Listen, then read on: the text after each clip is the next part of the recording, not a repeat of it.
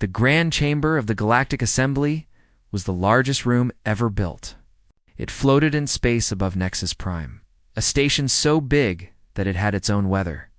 Inside, representatives from 147 species sat in rows that curved upward like the inside of a bowl. Lights of every color glowed from different sections, each matching the atmosphere that the alien delegates needed to breathe. At the very bottom of this bowl, alone on a small platform, stood Ambassador Yuna Kwan of Earth. She was a small woman with black hair tied back in a simple knot. Her uniform was plain gray, without medals or decorations. Around her, the alien representatives wore flowing robes covered in jewels, or armor made of living metal, or suits that shimmered with light. Yuna looked like a shadow among fireworks, but her eyes were calm. She had known this day would come. High Arbiter Velos floated above the center of the chamber. He was a Kalori, tall and thin, with silver skin that reflected the lights around him. His voice echoed through the room without any machine to carry it. "The vote is complete," Velos announced. His voice was cold and satisfied. 144 species have voted in favor. 3 have voted against. Earth is hereby expelled from the Galactic Assembly. A sound moved through the chamber. It was not quite cheering. It was more like relief, like a long breath finally released. Many of these species had wanted this for years. Yuna did not move. She did not look surprised or angry or sad. She simply stood and listened. Councillor. Thrin of the Kalori Dominion rose from his seat. He was younger than Velos, but his silver skin was darker, almost gray. His smile showed teeth that were too sharp. "The terms of expulsion are as follows," Thrin said, reading from a glowing tablet. "Earth will surrender all military vessels to Assembly control within 30 cycles. Earth will dismantle all orbital defense stations. Earth will accept protective oversight from a committee of senior Assembly species. Earth will open all scientific facilities for inspection.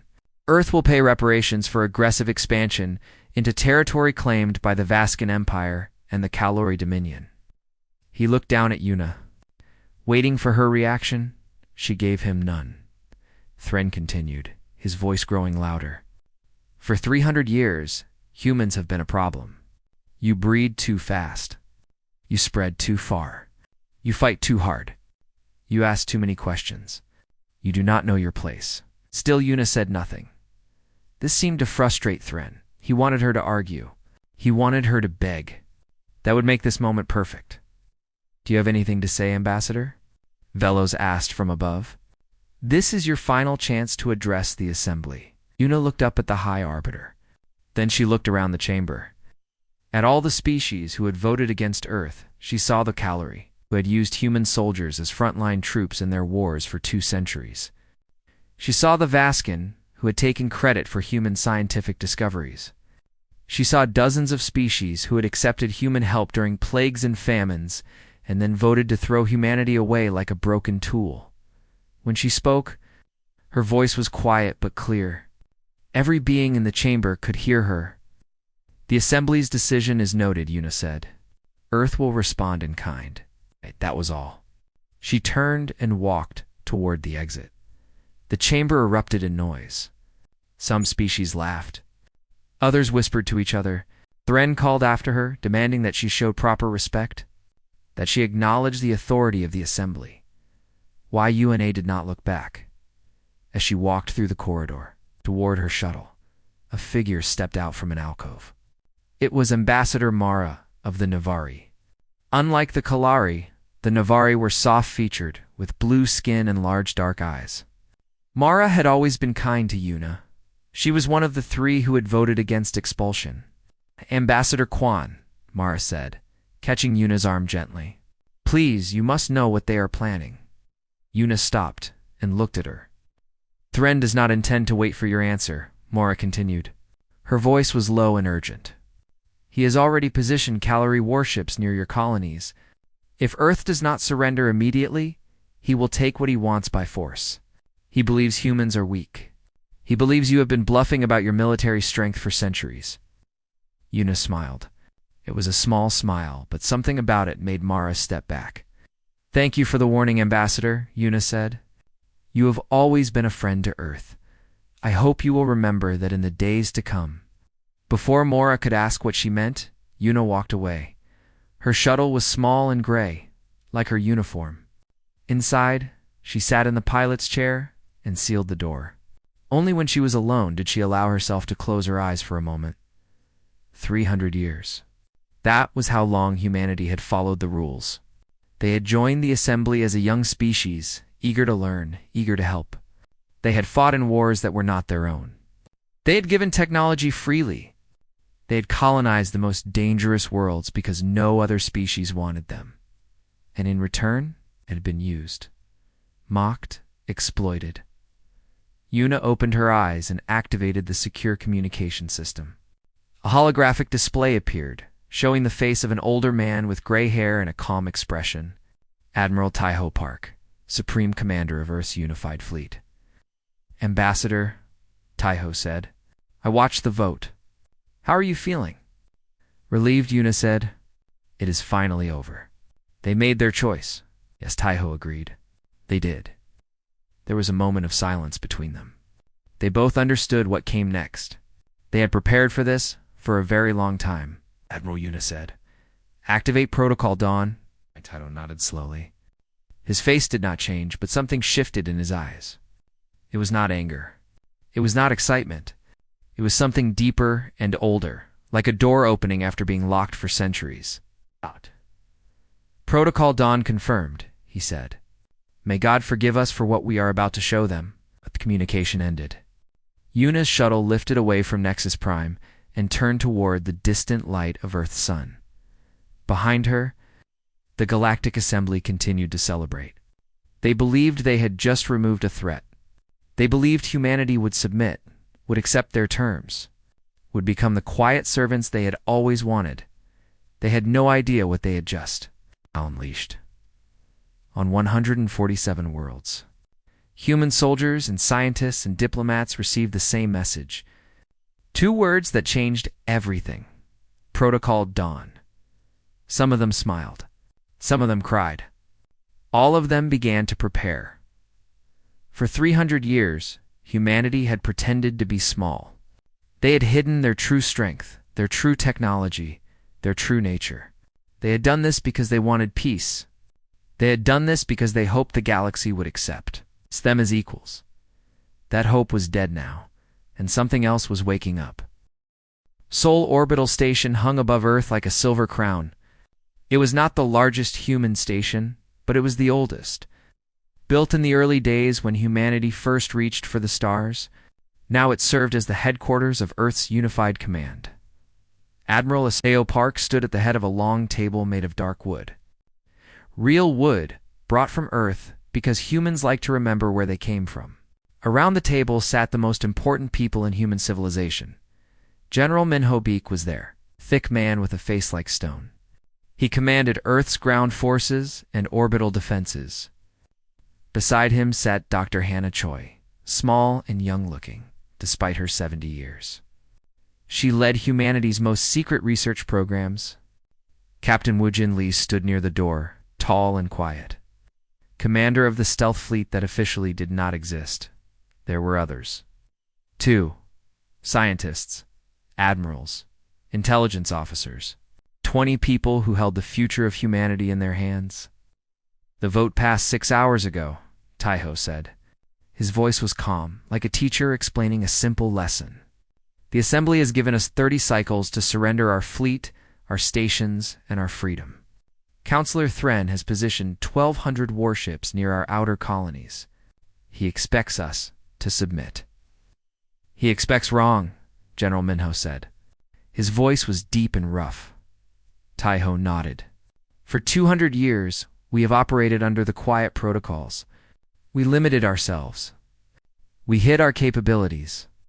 We did this because we believed that if we appeared weak, the galaxy would leave us alone. We hoped that one day they would see us as partners." He paused. "That hope is gone." He looked at Dr. Hannah. "Doctor, please show them what we have been hiding." Hannah stood and touched a control on the table. The room went dark. Then, slowly, a holographic map of the galaxy appeared above them, filling the space with soft blue light. This is Project Veil, Hannah said.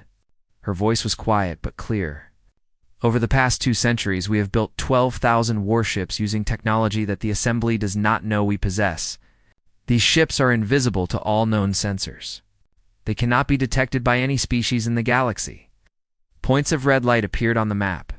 Thousands of them, scattered across every sector, near every major world. Our ships are already in position, Hannah continued. They have been there for decades, waiting. The room was silent. Even the officers who knew about Project Veil had never seen the full picture. 12,000 ships. It was more than most species had in their entire fleet. Hannah touched the control again. The red dots were joined by thin golden lines that connected every major world. This is the DeepNet, she said. A quantum communication array that we installed throughout the galaxy during our humanitarian missions. When the Calori asked us to help rebuild after their civil war, we wired their planet. When the Vascan needed medical supplies, we put sensors in every hospital. Every species that accepted our help also accepted our eyes and ears. You are telling me, one of the admirals said slowly, that we can see and hear everything that happens on alien worlds? Not everything, Hannah admitted, but enough. We know their fleet positions. We know their weapons capabilities. We know what their leaders say in private meetings. She smiled, and it was not a kind smile. Counselor Thren has been planning this vote for 15 years. We have recordings of every conversation. General Minho laughed. It was a harsh sound. They thought we were stupid. They thought we were just good soldiers and clever engineers. They never imagined we would play the long game, Hannah nodded. There is more. She touched the control once again. A new image appeared. A massive device shaped like a ring, big enough to circle a moon. The Genesis engine, she said. A terraforming device that can change a planet's atmosphere in hours. We built it to make dead worlds livable for humans. But it can also work in reverse. The meaning was clear. The Genesis engine could make a living world dead. It could destroy a planet without firing a single weapon. Captain Wuzhen spoke for the first time. We have 3 Genesis engines. One is stationed near Calori space. One is near the Vascan homeworld. One is hidden in a place no species has ever explored. Admiral Taiho let the silence stretch. He wanted everyone to understand what these weapons meant. Humanity could destroy any species that threatened them. They had been able to do this for generations, but they had chosen not to. Finally, Taiho said, "There is the Silence Fleet." He looked at Wuzhen. "Captain, please explain." Wuzhen stepped forward. 70 years ago, Dr. Choi's team discovered how to fold space. Our ships can move from one point in the galaxy to another instantly. No travel time. No warning. We can appear anywhere and disappear before the enemy knows we were there. How many ships have this capability? An officer asked. All of our stealth fleet, Wuzhen said. 12,000 ships that can strike any target in the galaxy within seconds. The room was very quiet now. The officers looked at each other. Some looked proud. Some looked afraid. They were realizing just how powerful humanity had become, and how carefully that power had been hidden. Admiral Taiho spoke again. Every human diplomat, soldier, scientist, and colonist has been part of this plan. Some knew it. Many did not. But all of them played their role. For 300 years, we gathered information, built weapons, and waited. We did not want to use any of this. We wanted peace. He placed his hands on the table and leaned forward. The Assembly has made peace impossible. They voted to enslave us. They plan to take our technology by force. They see us as tools to be used and thrown away. His voice grew hard. They were wrong. General Minho stood up. What are your orders, Admiral? Taiho looked around the table. Every face was turned toward him. Every person in this room had dedicated their life to this moment. They had kept the secret. They had built the weapons. They had waited. We will broadcast our capabilities to the entire galaxy, Taiho said.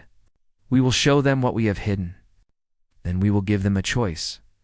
Treat us as equals or face the consequences. And if they refuse, Hannah asked. Then we demonstrate, Taiho said. We show them what humanity can do, but we do not fire the first shot. We do not kill unless we must. We are not monsters. We are simply no longer willing to be victims. He looked at Wu Jin. Captain, prepare the silence of soul. You will deliver our message to the Kalor fleet personally?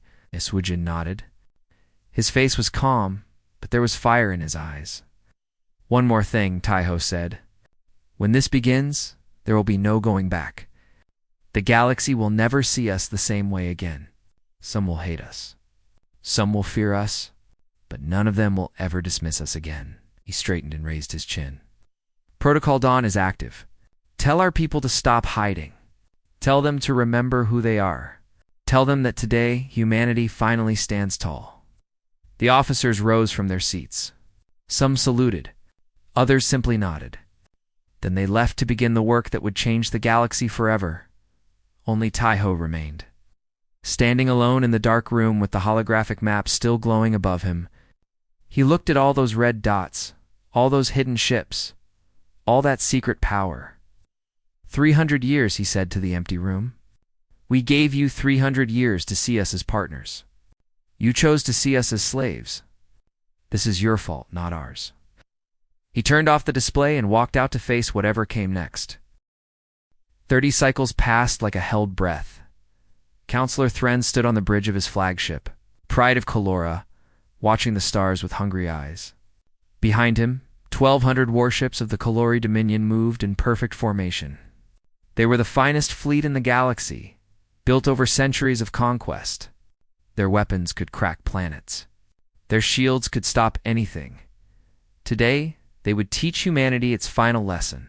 Status report, Thren demanded.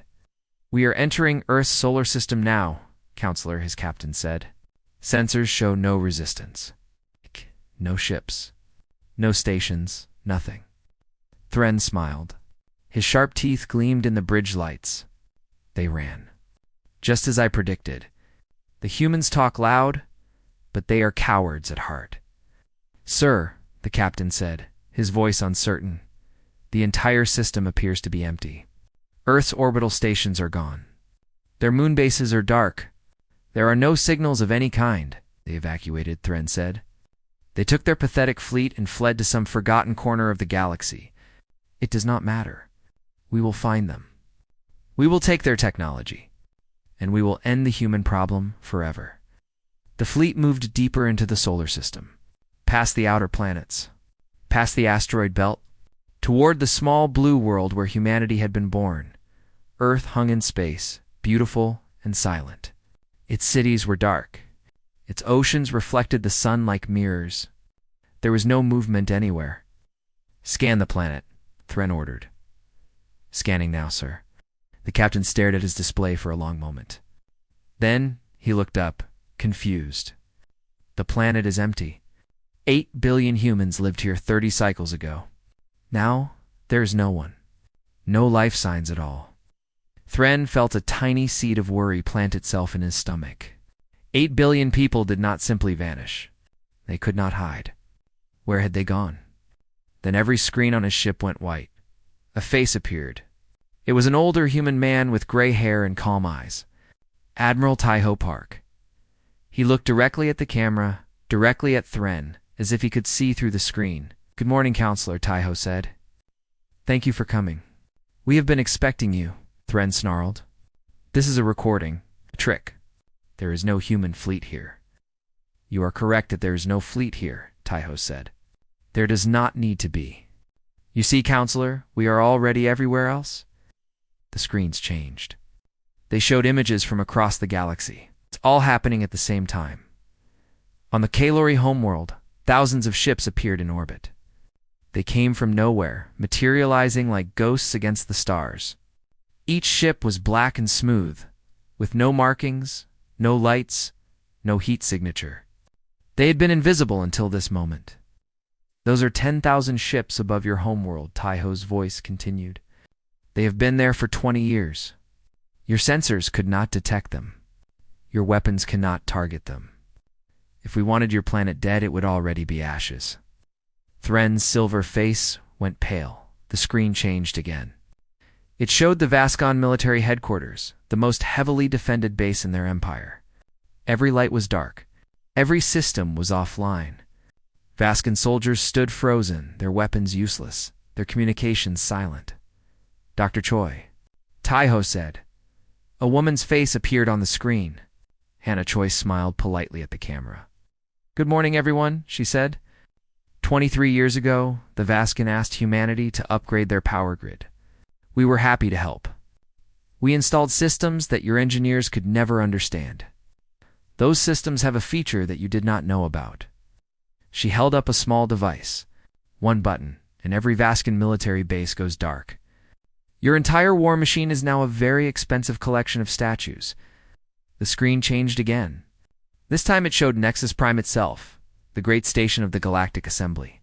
The defense platforms that protected it had turned their weapons inward, pointing at the assembly chamber. "We built those platforms," Hannah said. "The assembly hired us because our engineers were the cheapest. They never asked why we charged so little. They never imagined that we might build in a few extra features." Thren was breathing hard now. His captain had backed away from his station, staring at the screens in horror. "This is impossible," Thren whispered. "You are lying." "This is some kind of illusion. It is very real," Admiral Taiho said.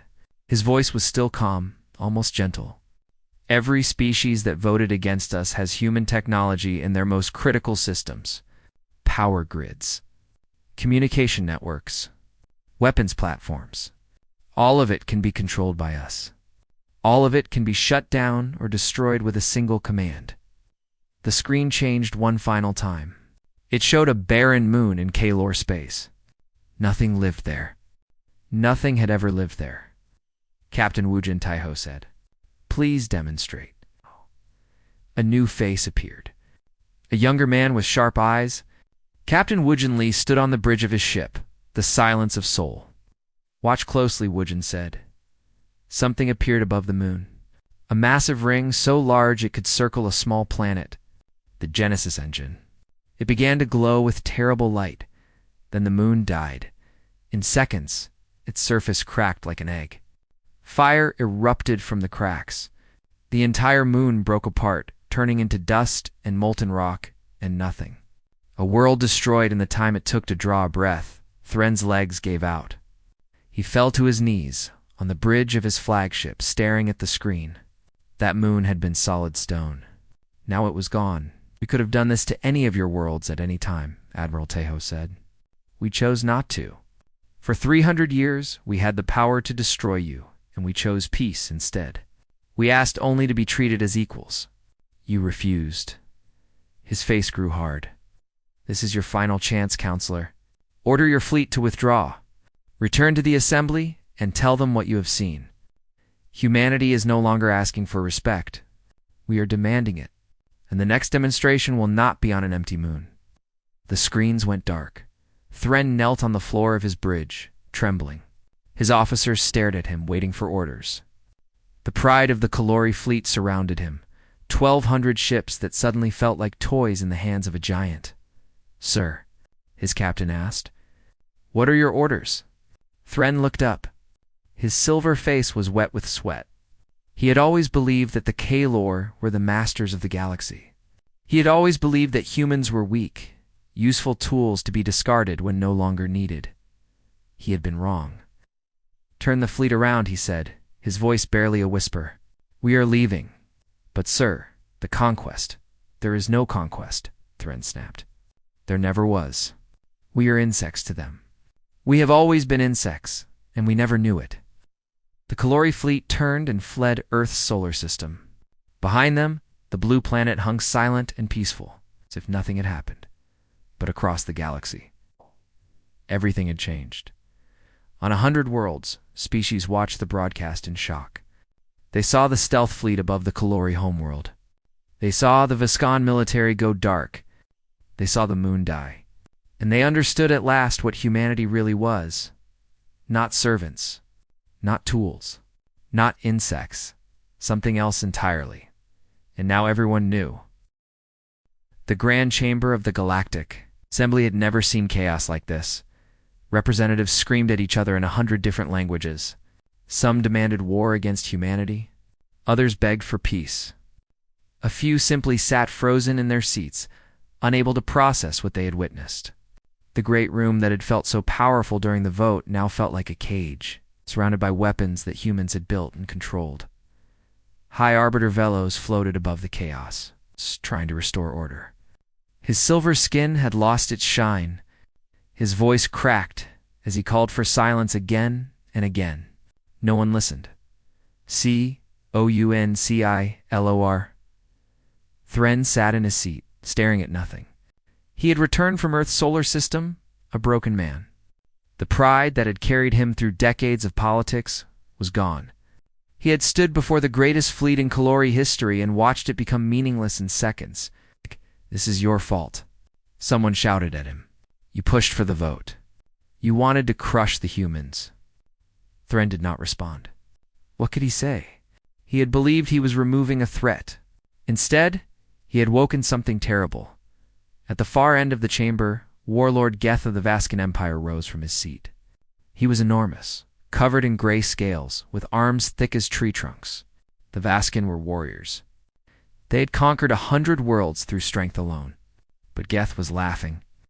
"Listen to yourselves," he said, his deep voice cutting through the noise. "Screaming like children because someone was stronger than you expected. Pathetic." The chamber went quiet. No one interrupted a Vascan warlord, especially not Geth. "For 300 years, we treated the humans like servants," Geth continued. "We sent them to fight our wars. We took their inventions and called them our own. We kicked them out of this assembly like garbage," he smiled, showing teeth like broken knives. "And the whole time, they could have destroyed us whenever they wanted. They had ships we could not see, weapons we could not imagine, and they did nothing. They asked for peace." He shook his massive head. "The Vascan respects strength. We always have. But we also respect wisdom. The humans had the power to burn this galaxy to ash, and they chose patience. They chose to give us a chance." A smile faded. "We were too stupid to take it." He looked around the chamber. Meeting the eyes of representatives from dozens of species, "I am withdrawing the Vascan Empire from any action against humanity. Immediately, we will recognize Earth's sovereignty. We will offer our hand in friendship." He laughed again, but this time it was bitter.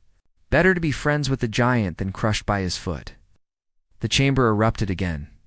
Some species agreed with Geth. Others called him a coward. But the tide was beginning to turn. Fear was spreading faster than anger now. Ambassador Mora of the Navari stood and raised her slender blue hand for attention. Slowly, the room fell silent again. Mara was known for her wisdom, and even in this chaos, others wanted to hear what she had to say.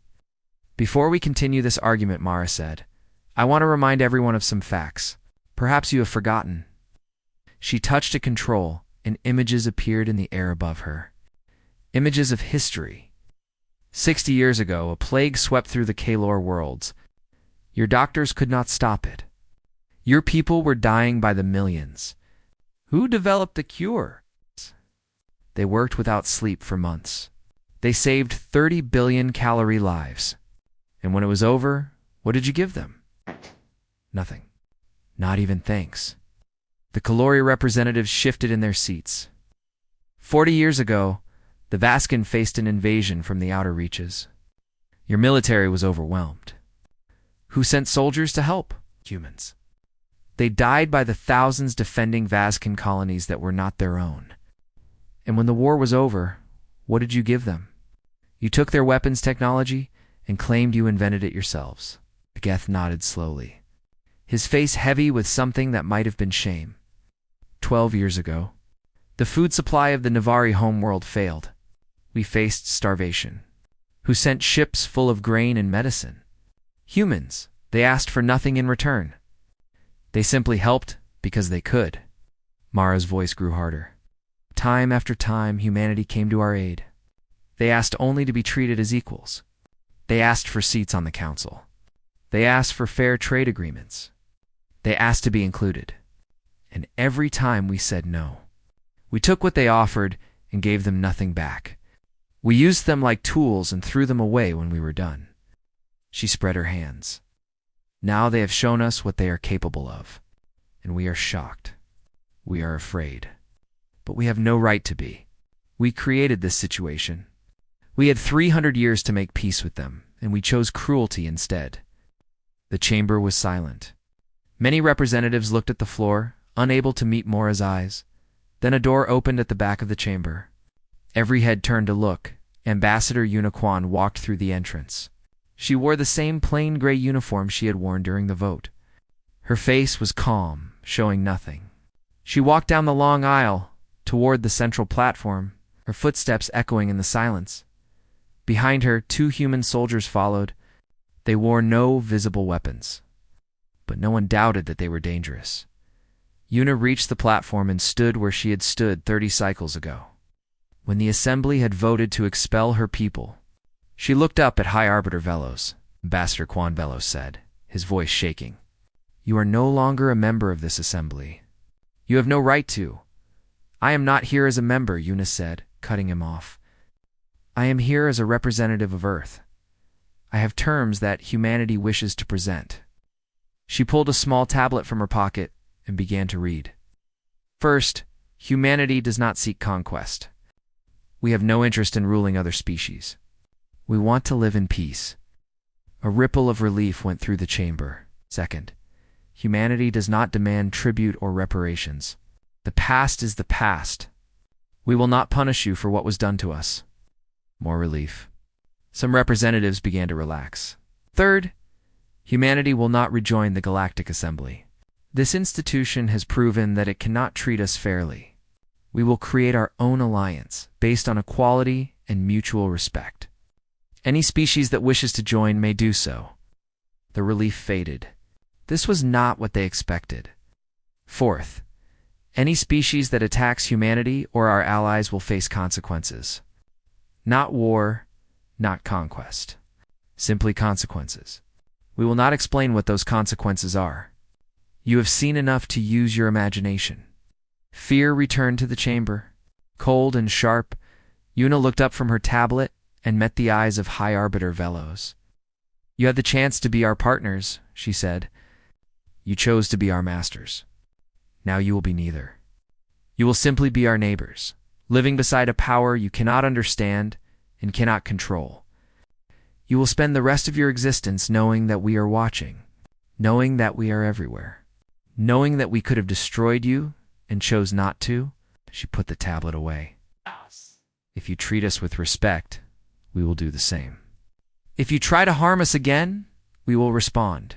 Those are our terms. They are not negotiable. She turned and walked back toward the exit. The 2 soldiers followed. Counselor Thren found his voice at last. Wait, he called out. What do you want? There must be something. Power, resources, territory. Everyone wants something. Una stopped and looked back at him. We wanted friendship, she said simply. We wanted to be part of something larger than ourselves. We wanted the same thing that every species wants, to belong. She shook her head. You took that from us. Now, we will build something new without you. And maybe in time, you will earn the right to join us. But not today. She walked out of the chamber. The doors closed behind her. The grand chamber was silent for a long time. Then, one by one, the representatives began to leave. There was nothing more to say. The old order was dead. Whatever came next, humanity would be at its center, and the galaxy would never be the same. 1 year had passed since humanity revealed itself to the galaxy. Admiral Taiho Park stood in a garden on Earth, watching flowers bloom in the spring sunshine. He had retired from active command 3 months ago. After a lifetime of carrying secrets, he was finally learning how to rest. The garden was in a small village near the ocean. Far from the great cities and orbital stations, birds sang in the trees. Children played in a nearby field. It was peaceful in a way that Taiho had not experienced in decades. His communicator buzzed. He looked at it and smiled when he saw who was calling. Ambassador Quan, he said. Or should I call you mediator now? Una's face appeared on the small screen. She looked tired but happy. Behind her, Taiho could see the strange architecture of an alien world. Either is fine, she said. how is retirement treating you? I am learning to be bored, Taiho admitted. It is harder than I expected. What brings you to my garden? I wanted to give you an update. The Navari have officially joined the Open Accord. That makes 12 species now. Ambassador Mora signed the agreement this morning. Taiho nodded with satisfaction. The Open Accord was humanity's answer to the old assembly.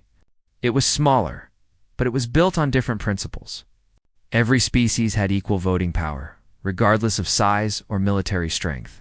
Decisions required agreement, not just majority votes. And membership was based on choice, not on force or exploitation. Mara was always a good friend, Taiho said. I am glad she joined. She was not the only one, Yuna said. 3 more species have applied for membership this week. Word is spreading. Other peoples are starting to see that there is another way. Taiho felt warmth in his chest that had nothing to do with the sunshine. For so long, he had prepared for the worst.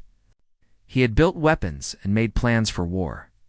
Now he was watching something else grow, something based on cooperation instead of fear. What about the Kalori? He asked, and the Vaskin. The Vaskin have been surprisingly cooperative, Yuna said.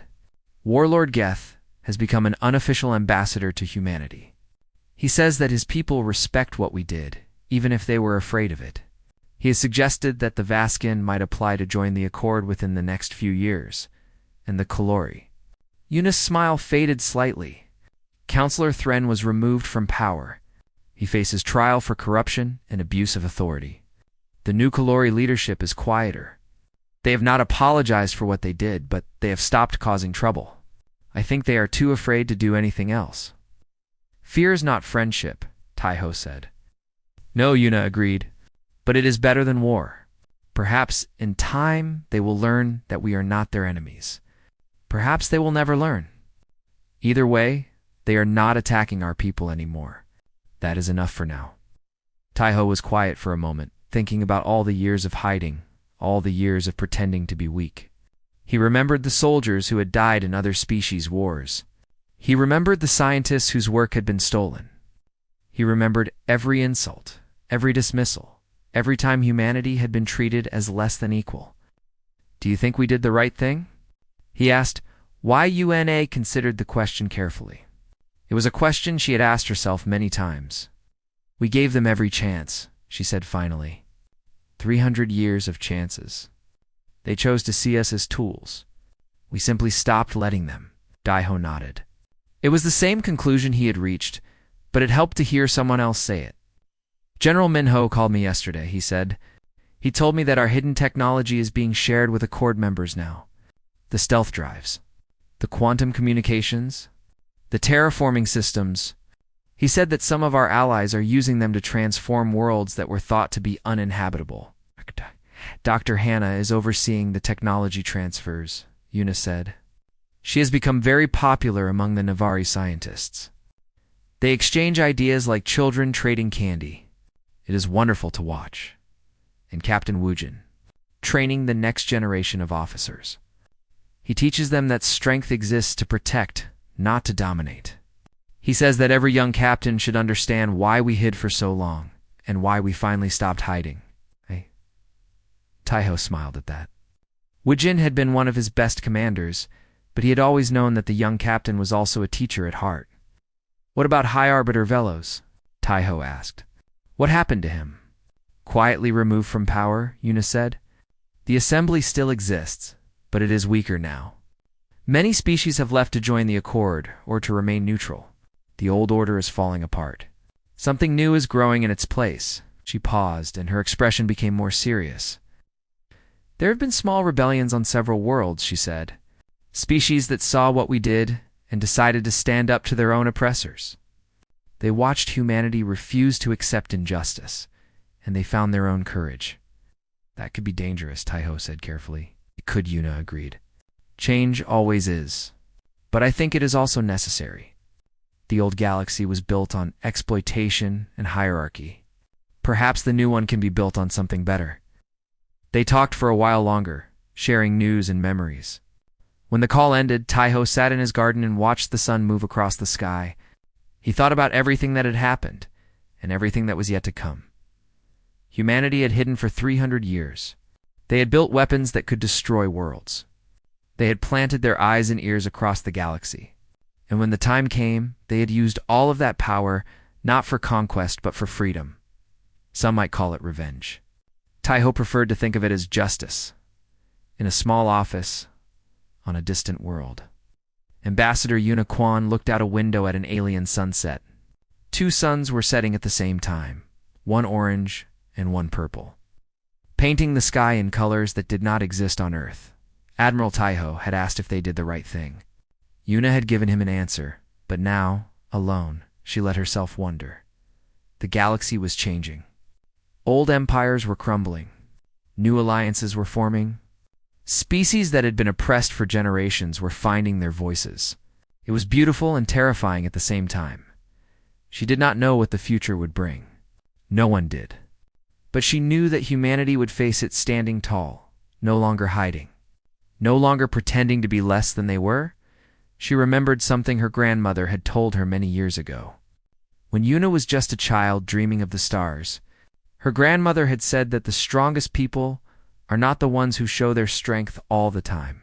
They are the ones who know when to be patient and when to act. They are the ones who can be gentle even when they have the power to destroy. Humanity had been patient for 300 years. Now they were building something new, something based on respect and equality. And if anyone threatened them again, they would respond, but they would always prefer peace. The sunset faded into night. Stars appeared above the alien world, thousands of points of light scattered across the darkness. Somewhere out there, human ships patrolled the borders of the Accord. Human scientists worked with alien researchers. Human diplomats negotiated treaties that would have been impossible a year ago. On 100 worlds, human saying was becoming famous.